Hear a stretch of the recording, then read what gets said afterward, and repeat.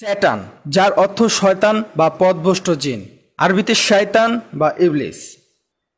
শয়তানের উদ্দেশ্যে অথবা শয়তানকে দেবতা স্বরূপ মেনে বিভিন্ন কুফরি কাজ বা খারাপ কাজ করাকে স্যাটানিজম বলে।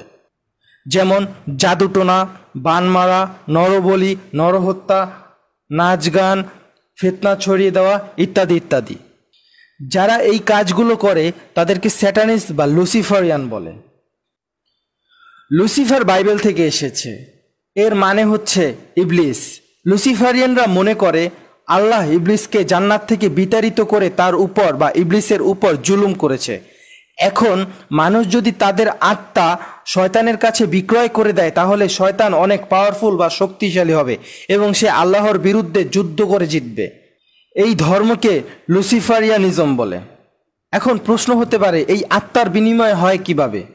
এটা কিভাবে সম্ভব? এই আত্মার বিনিময় হয় জাদুবিদ্যার মাধ্যমে। মানুষ যখন জাদুবিদ্যার সাহায্যে বদ জিনকে হাজির করে তখন ওই জিন বা শয়তান নিজেকে খোদা দাবি করে বসে, অথবা ওই জাদুকরের সাথে লেনদেন করে থাকে। জাদুকর ওই শয়তানের উদ্দেশ্যে বা শয়তানকে খুশি করার জন্য বিভিন্ন কাজ করে থাকে, যেমন নরবলি, নরহত্যা ইত্যাদি ইত্যাদি।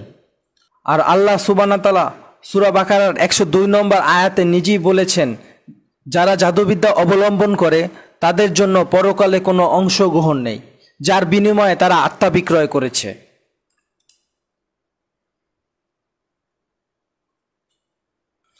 আর এই স্যাটানিজমকে কেন্দ্র করে সৃষ্টি হয়েছিল বিভিন্ন ধর্ম বা দেবদেবী।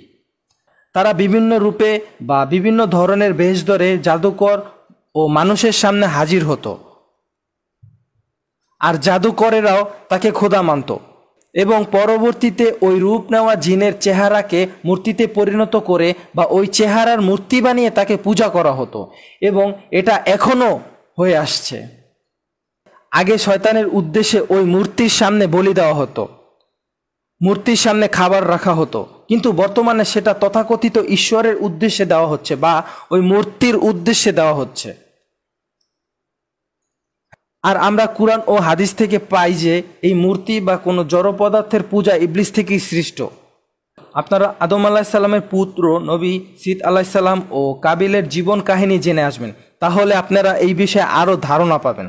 এই স্যাটানিজমকে কেন্দ্র করে রয়েছে বিভিন্ন ভাগ বিভাগ, গ্রুপ, সংস্থা ইত্যাদি ইত্যাদি, যেমন Illuminati, Freemason, Skull and Bones, Knight Templar, Kabbalism, occultist, আরও হাজার হাজার গ্রুপ।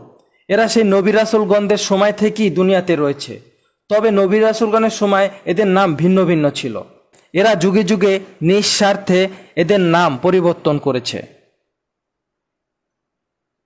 এদের বর্তমানে কাজ হলো মানুষদেরকে পথভ্রষ্ট করা ও দাজ্জালের ফিতনায় আসক্ত করা, এবং তারা তা বাস্তবায়ন করছে গান বাজনার মাধ্যমে, গেমের মাধ্যমে, নেশা বা মাদকের মাধ্যমে, রাজনীতি ও অর্থনৈতিকের মাধ্যমে, আরও অনেকভাবে।